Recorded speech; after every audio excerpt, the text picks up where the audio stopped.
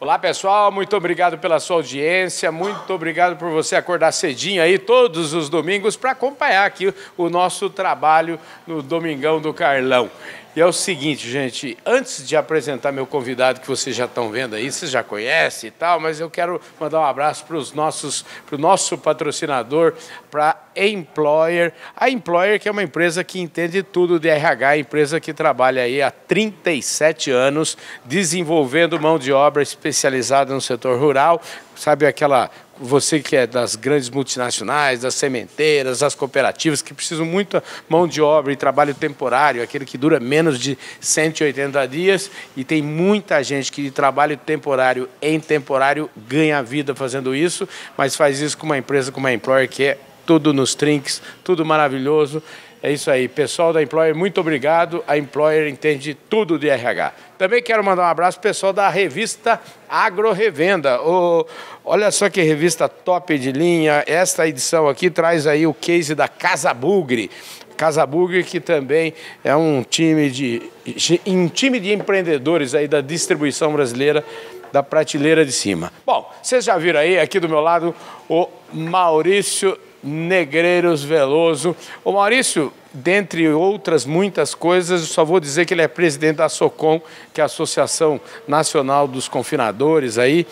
E eu tenho sorte, porque eu sempre digo que Deus me ajuda uma barbaridade. Eu estou aqui em São Paulo, vocês estão vendo até que hoje eu nem estou com a camisa da Employer, porque eu estou aqui em São Paulo num evento, eu vim aqui para fazer uma cobertura aí, fazer uns programas para falar Carlão, mas, gente, eu assisti uma palestra agora desse meu querido, e pensa numa palestra boa demais da conta. Eu falei, não, mas tem um monte de história nessa palestra que eu quero que ele conte lá no Domingão do Carlão, é por isso que ele está aqui.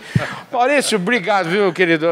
É muito bom sempre te encontrar e muito melhor ainda poder gravar esse papo contigo aqui, viu? Carlão, o prazer é todo meu, a alegria é sempre minha de encontrar você fazendo sempre coberturas extremamente positivas e divulgando tanta coisa boa que acontece todos os dias dentro do nosso setor. A gente precisa de mais gente como você, sem querer criar competição, não é isso não, mas a gente precisa de mais gente sabendo olhar tudo de positivo que acontece e extraindo o que há de melhor em todos esses encontros e mais do que isso, e divulgando para todos, democratizando todos os aprendizados que, como eu disse há pouco, são necessários serem renovados todo dia. Pois é, gente, a gente sabe, né? O mundo hoje, o nosso mundo do agronegócio, ele vive um momento, todo mundo sabe, não preciso dizer para vocês a história das commodities, a gente vive, para usar um termo elegante que a turma costuma usar, assim, a gente vive um momento desafiador. Mas antes de falar antes de falar desse momento desafiador, eu não vou mudar o meu modus operandi aqui. O meu modus operandi é o seguinte, que ninguém nasce presidente de nada e todo mundo tem uma história bonita para contar. E já começa o seguinte, na palestra desse cidadão aqui, a gente pensou o seguinte, eu vejo lá a primeira frase dele falando da avó, a segunda frase falando de autoconhecimento. Então, a terceira frase falando de coisas que são triviais e que são daquela simplicidade da sabedoria, daquilo da mais alta das prateleiras da sabedoria, que é a simplicidade de raciocínio. Ô Maurício, antes da gente falar desse momento delicado, eu queria que você falasse de você um pouquinho. Eu vou pegar esse negócio de autoconhecimento. Essa é a parte desinteressante.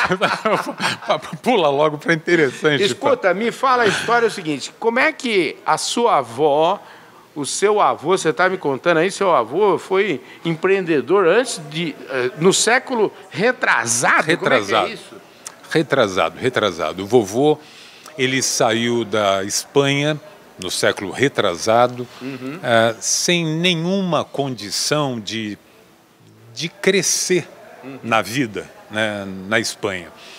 E ele ouviu falar lá que havia um país muito interessante que era a Argentina. Então ele saiu de navio com a roupa do corpo e ele veio para a Argentina.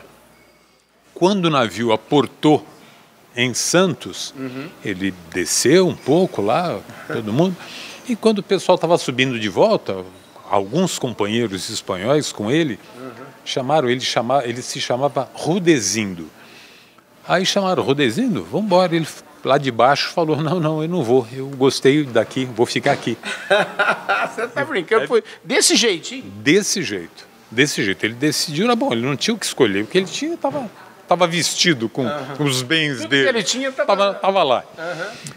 E ele começou a trabalhar muito duro, né? O papai ele contava que que eu acho que o primeiro emprego que ele teve foi em Porto de Areia.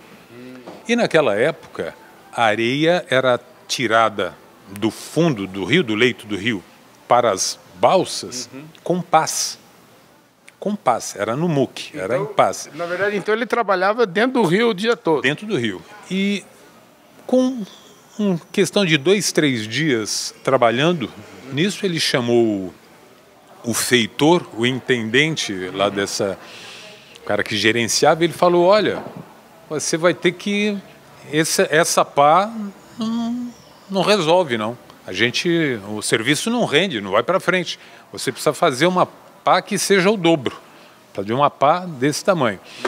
E o meu pai disse que ele não sabe o que aconteceu, mas que até, vamos dizer assim, até um determinado momento da vida, ele guardava uma dessas pás, e o meu pai dizia que era difícil de levantar a pá vazia, sem nada. Imagina você encher aquilo de areia com água para tirar. Então, ele sempre teve essa visão de produtividade e de fazer as coisas bem feitas. E ele dizia que era um benefício a pessoa ter essa veia da preguiça para fazer as coisas uma vez só. Olha só que legal, hein? A veia da preguiça. E a outra coisa interessante que ele dizia sobre a preguiça é que entre os 7 pecados capitais, o melhor de todos dele é a preguiça, porque impede você de cometer os outros 6. Que maravilha! Que maravilha, ótimo. Muito bom, vamos dizer, mensagens assim poder chegar até você. Eu imagino que, vamos dizer, uns 180 anos depois. Não, é muito legal, é muito legal. Em casa, a gente sempre, desde pequeno, nós fomos acostumados a ouvir as histórias dos avós. A gente teve o privilégio de conviver com vários dos avós. Este avô que eu estava citando agora, eu não consegui conhecê-lo. Ele faleceu antes de eu nascer. Mas dos outros avós, sim. E a minha avó espanhola, ela veio de uma escola, ela foi autodidata, ela aprendeu a ler e escrever sozinha, com livros de orações, mas ela veio de um lugar onde todas as lições eram passadas verbalmente, eram histórias contadas, cada história tinha uma moral. Então a gente cresceu ouvindo deles repetidamente esse monte de histórias que continham alguma moral para ver se enfiavam na cabeça da gente lições construtivas, quer dizer, todas elas, minhas avós, mãe preta, a avó que a gente chamava de mãe branca e a outra avó e madrinha, elas trabalharam muito bem. O que eu tenho de bom, devo a elas. O que eu tenho de ruim, eu devo a mim mesmo. Ótimo, muito bom. Escuta, como é que chamava seu pai? Seu pai não está mais aqui. Me conte um pouquinho que tipo de pais você teve? Pais bravos, pais exigentes, pais... Como é que foi esse seu período aí? Olha, dos meus pais, o meu pai, é engraçado, né? Você fala, meu pai, ele já faleceu. Mas é engraçado, né? Você fala, ele não está mais aqui. Olha que interessante. Ele nunca esteve tão aqui, tão junto, tão presente como é hoje. É interessante, porque enquanto ele era vivo, ele telefonava muito, conversava sempre, diariamente, sempre fomos muito próximos. Mas agora não precisa de telefone. Agora ele convive comigo 24 horas por dia, todos os dias. Isso é muito legal. E ele sempre foi muito rigoroso, mas muito amoroso também.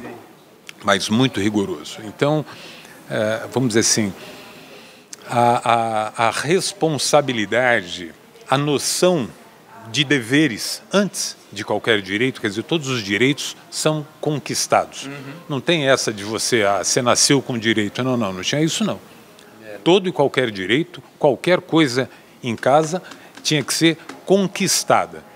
E o que se fazia de direito, o que se fazia de correto, não merecia tapinha nas costas não fez mais nada que obrigação. Entendi. Quer dizer, ser correto não é mérito. É só uma correto obrigação. É obrigação. Você tem que fazer o que você tem que fazer e ponto final. E isso foi muito legal. Ele forjou, não apenas em mim, mas em todos os meus irmãos, uma noção muito forte de responsabilidade, um amor muito grande ao trabalho. É uma coisa que isso é de todos nós. E assim, um respeito muito grande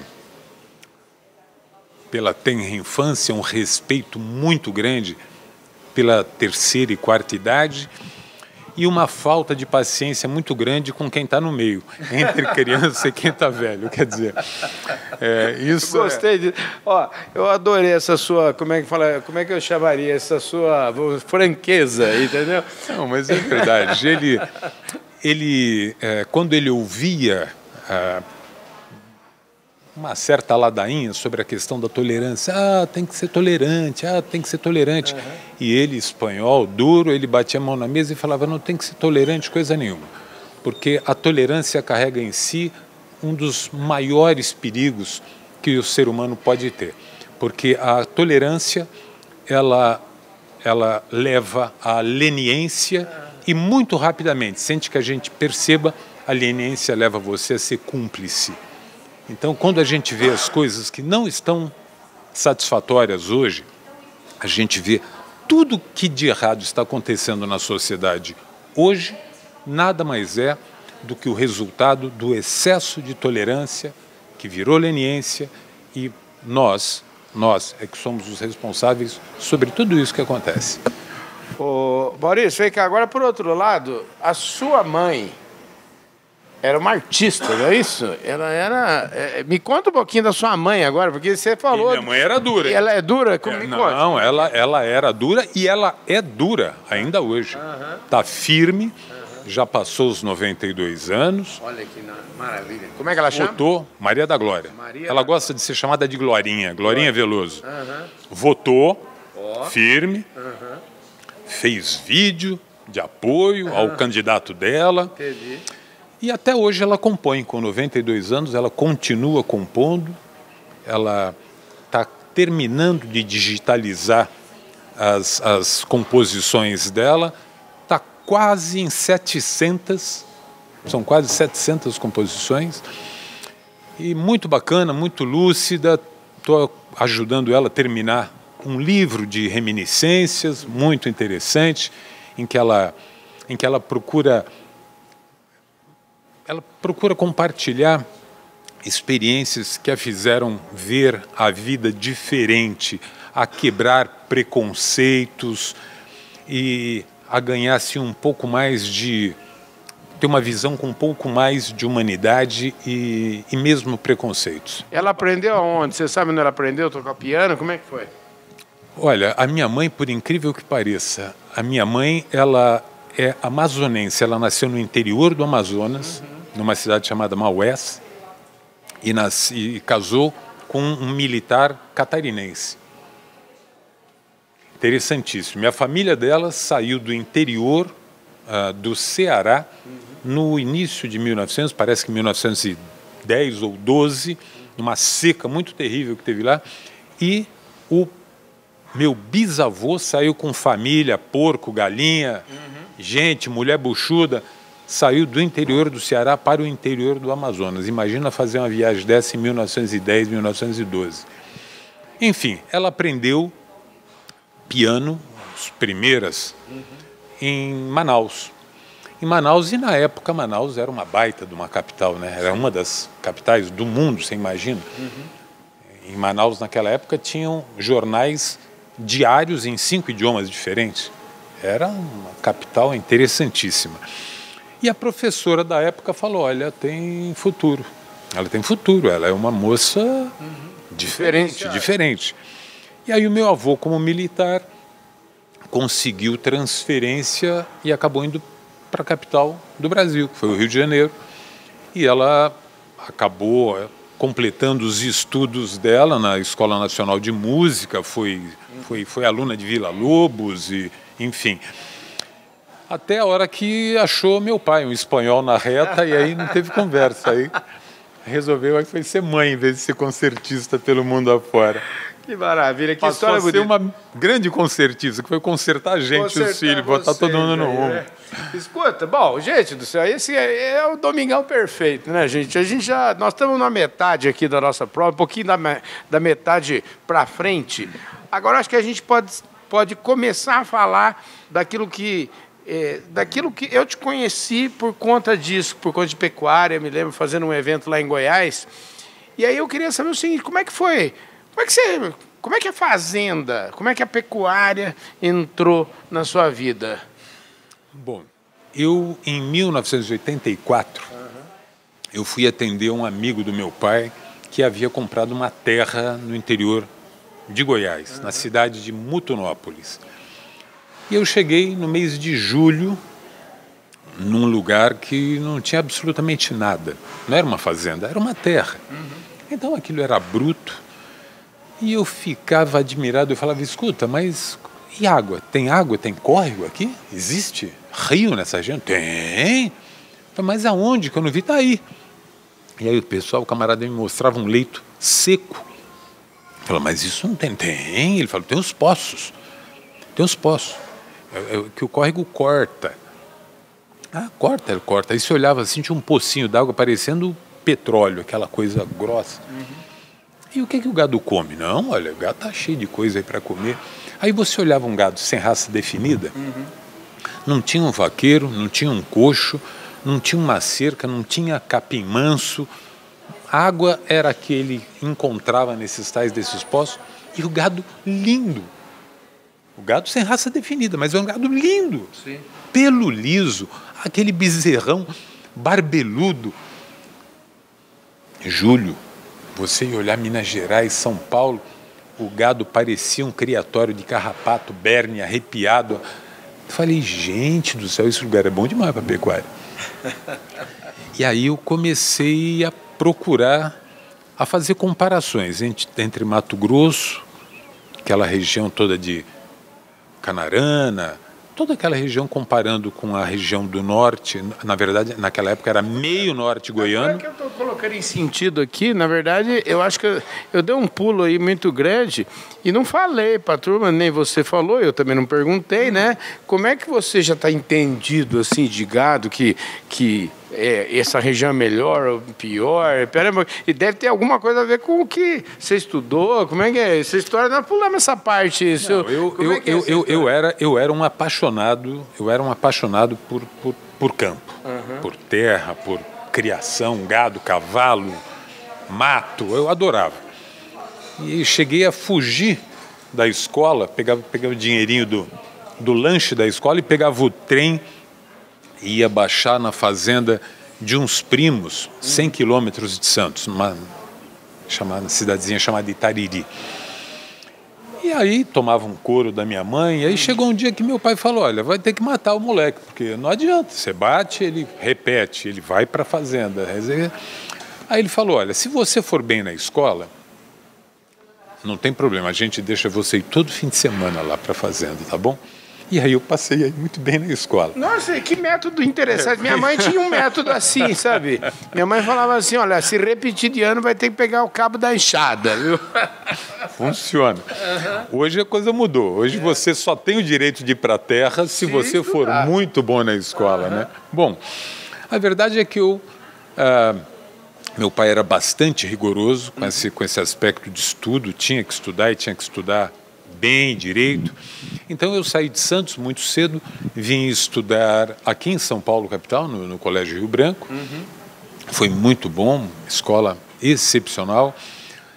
Aqui eu tive a oportunidade de jogar rugby, e construí um network muito bacana, cantava no coral da escola, e isso foi muito legal. E depois fui fazer agronomia, fiz agronomia em Jaboticabal, na Unesp. Entendi. Quando terminei a agronomia, fui fazer direito, ainda sob os auspícios do Roberto Rodrigues, que foi meu professor lá em Jaboticabal.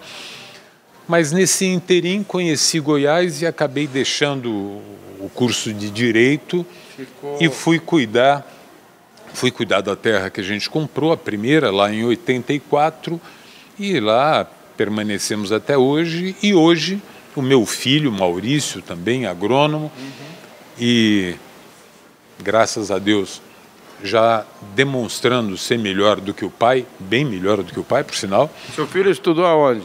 Meu filho fez na Federal do Tocantins, que era perto de casa, né, lá em Gurupi, 200 quilômetros de Porangatu. Então ele fez lá e está à frente lá da fazenda com um resultado muito bom. Que beleza, hein? Aí sim, agora esse é o resultado do seu trabalho aí. Quer dizer, aí então voltamos lá para aquela história. Vocês compraram essa fazenda em 84. 84. Não era uma fazenda prontinha, não era nada. Não era fazenda. Ninguém comprou fazenda. A gente comprou uma terra. Vocês comprou uma terra. Terra, bruta.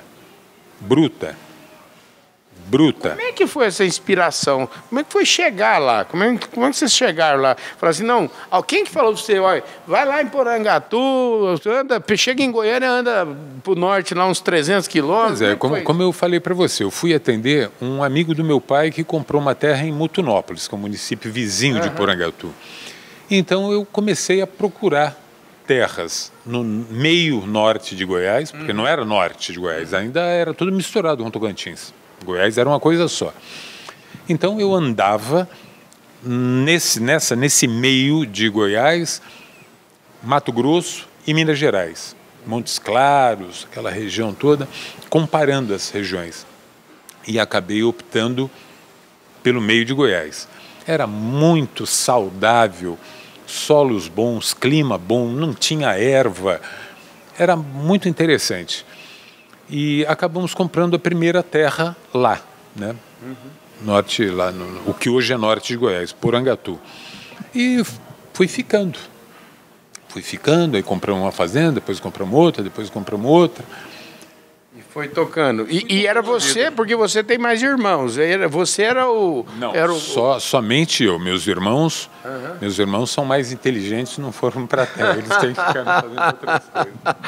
Ô, gente, escuta, eu adoro essas histórias de empreendedorismo, porque, vamos lá, a gente tem que dar valor, né? Porque uma coisa é hoje chegar lá e falar, nossa, que bom, né? Vamos investir aqui e tal, mas outra coisa é você, sei lá, antever. Eu queria saber o seguinte, era onde o dinheiro dava para comprar, ou você falou assim, não, eu pergunto se era mais visão ou era mais assim, não, vamos comprar isso aqui que um dia vai valorizar, ou era falar assim, não, a gente é aqui que o nosso dinheiro é para comprar? Como é que é essa história? A escolha da terra que a gente comprou e onde comprou tinha um cunho puramente produtivo. A terra era muito boa, o local era muito bom, o dinheiro dava, tinha que comprar, mas a coisa não foi brincadeira, porque quando a gente comprou, meu pai, a terra era bruta, eu quis aquela terra porque ela era muito boa. Aí meu pai falou, olha, presta atenção, o dinheiro que eu tenho para comprar terra é esse.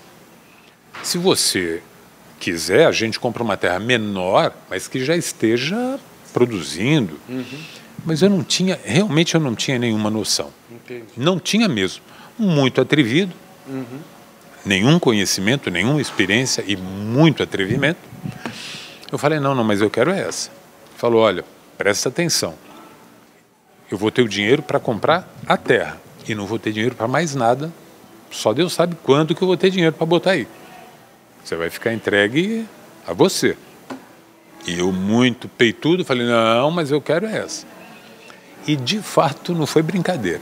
Eu, durante 9 meses, eu dormi em cima do cimento queimado num ranchinho de adobe, me cobrindo de lençol, mas deitando no cimento. Escuta, é uma pergunta. Você tem imagem dessa época? Assim, não existia fotografia nessa época? Você não tira umas fotos para mostrar? Nada? Não tem história disso? Tem rastro?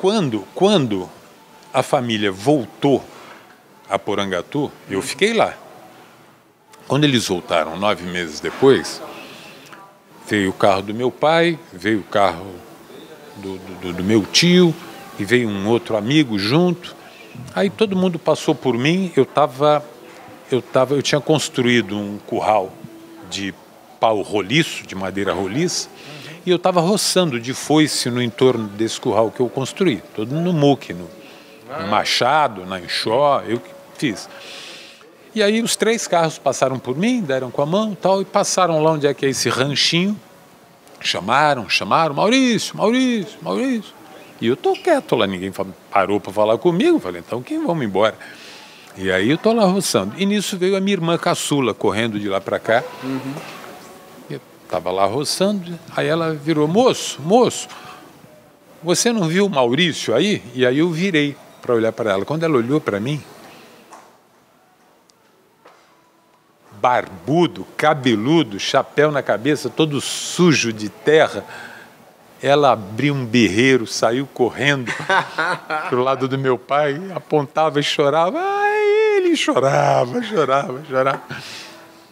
Porque, de fato, é uma vida duríssima. Eu é que fazia tudo, não tinha um empregado, não tinha nada. Nada, absolutamente nada, ninguém. Espetacular. Ô, gente, é o seguinte, nós estamos chegando já no final do nosso programa, e é o seguinte... Amanhã é segunda-feira, a gente está gravando esse programa, mas amanhã vai ser segunda-feira, com certeza. Eu vou trazer a promessa que eu fiz no começo aqui, porque a gente ia falar desse momento que está vivendo a pecuária, mas isso vocês vão ver só amanhã, porque é uma outra conversa.